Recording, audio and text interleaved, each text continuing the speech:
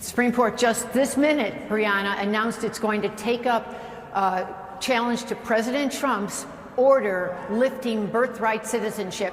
You might remember on January 20th, his first day in office, he took his Sharpie pen and he said, this is a big one. And what he did was he tried to eliminate the automatic birthright citizenship that all Americans have had for more than a century. And what that does, it goes to the 14th Amendment of the Constitution that says all persons born or naturalized in the United States and subject to the jurisdiction thereof are citizens of the United States. That means that anyone who's born here, Brianna, automatically becomes a U.S. citizen.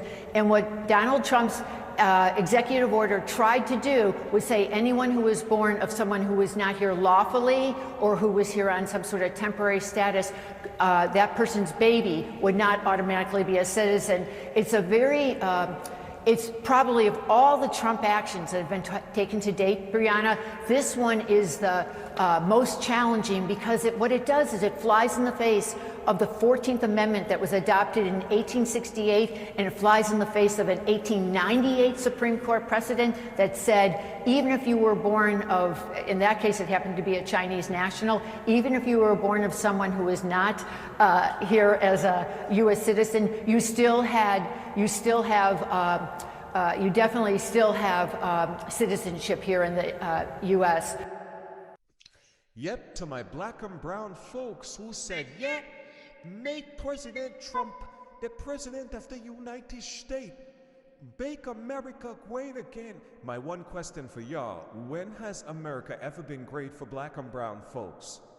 Not in the 1800s, not in the 1900s, the early 1900s. No, even right now, no. I met the greatest it probably I've ever been was probably a year prior. Let's rewind it. It was a year prior. It was the greatest that I've ever been for black and brown people.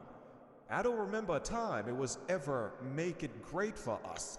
But yet, y'all went with that slogan and went and voted for that. So this is there. You getting it. Slowly by surely, you are getting it. But guess when I remember when it was great? I remember the time when y'all black and brown folks was other people's property. It was great for them. So the same person that look like the people that used to be your slave master can't come out and tell you, vote for me for making America great again. And y'all ran and voted for that man. Yeah, y'all gonna become slave right back underneath him. But my question is, Mr. President, when Barron was born, Melania Trump was not citizen of the United States. She was not. Okay.